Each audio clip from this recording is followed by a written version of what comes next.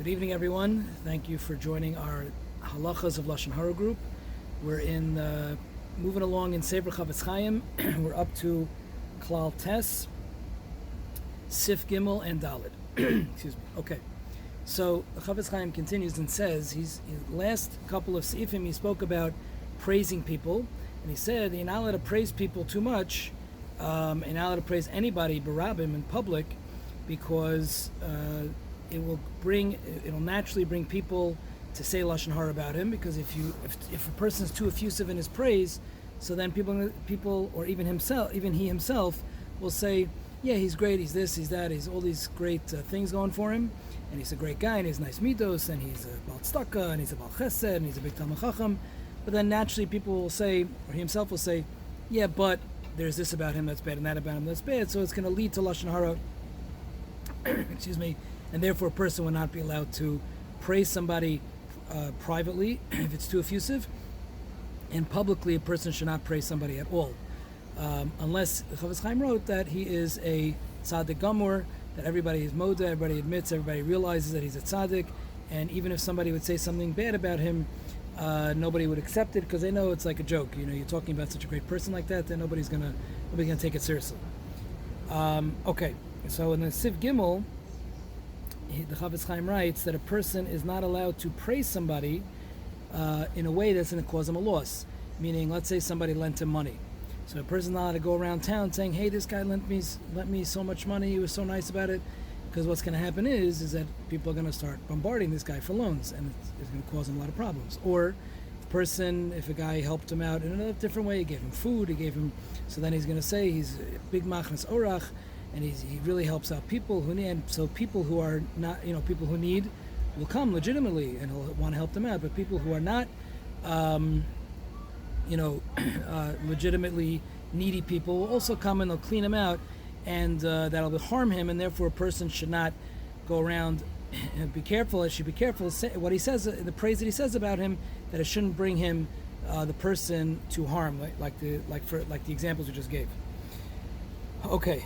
Siv Dalid, the Chavetz Chaim writes that it's forbidden to live in a dwelling of people who speak Loshon Hara. The person knows that a certain area is a certain group of people, or a certain neighborhood, or a certain street, whatever it is, they're known to be Balei Loshon Hara, and they sit and speak Loshon Hara all day. A certain bungalow colony, perhaps, where they're known that they're not careful Loshon Hara, a person would not be permitted to dwell among such people. If a person finds himself amongst such people, so then he would be obligated to rebuke them. If the rebuke helps, he's definitely obligated to rebuke them. And if even if it doesn't help, the rebuke doesn't help, but it won't hurt him by saying it. Let's say he's with a bunch of his friends and they start speaking Loshon Hara, so he can rebuke them and nothing's going to happen to him. They're not going to hurt him. They're not going to, they'll just, maybe they'll just ignore him, but they're not going to cause him any harm, either physically or financially or any other such harm. So then he's also obligated to rebuke them, even though it won't help, because he can't sit there and let them think that he's masking, that he agrees to this Loshon Hara that these people are saying. If he's in a situation where it will harm him, he will be harmed. So then the Chavetz Chaim discussed this earlier. What he really has to do, if possible, is to get up and walk away, and not be involved in such a group. If he can't walk away, so then he mentioned that because it's going to harm him, or he might get hurt in other ways, in different ways. So then he has to sit stone-faced and not show that he agrees to this Loshon Hara at all.